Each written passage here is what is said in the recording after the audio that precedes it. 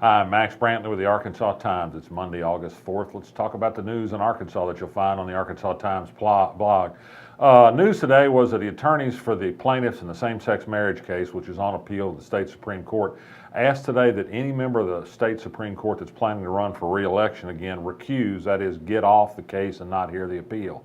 The attorneys argue that a legislative council resolution urging the court to overturn the appeal and to keep the ban in place amounts to intimidation. And anybody who plans to run again against the threat of a potential judicial recall proposition the legislature has talked about will present to the public an appearance of partiality.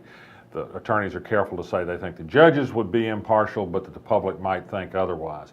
I don't think this motion has much of a chance for success. It might upset some of the judges who will hear the case, but it certainly adds a wrinkle to what's going on. In politics today, the prior campaign, I think because they're in a tenuous position, are firing with all cylinders at Tom Cotton. One, they've made a big deal about an aide to Tom Cotton who said last week that he thought that Tom Cotton was just at a higher intellectual level than the rest of us poor dumb Arkies, and that may be why he seems to be a little standoffish. Bad remark, but it wasn't Tom Cotton who said it, even though he may in fact believe that. Mark Pryor also says a new round of Tom Cotton advertising takes a quote of his about border security badly out of context. Indeed it does. He hasn't said nearly what the Cotton ad says he said, but immigration is a hot issue right now. Elsewhere in the news, the state begins its fiscal year with a first month revenue report for July that shows money isn't coming in quite as good as expected, so the full recovery is not here yet.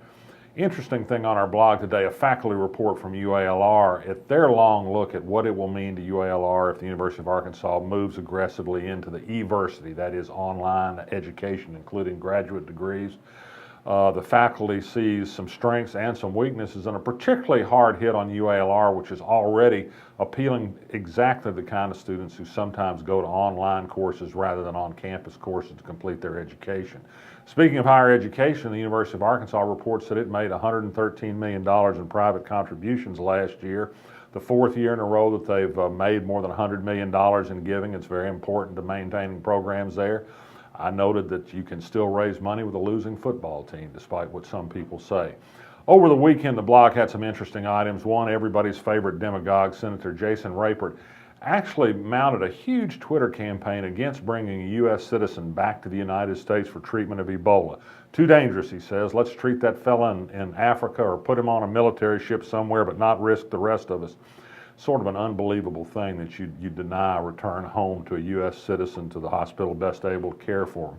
And finally, my favorite story of the weekend, two women in Texas upset with the ongoing open carry demonstration of Texans who want to carry guns, high-powered rifles everywhere they go, from Starbucks to Target, decided to have a counter-protest of their own. They stripped their shirts off and marched around the protesters topless, carrying signs that said, "Boobs for peace." I think somebody observed there were boobs on both sides of this debate. I think the First Amendment won.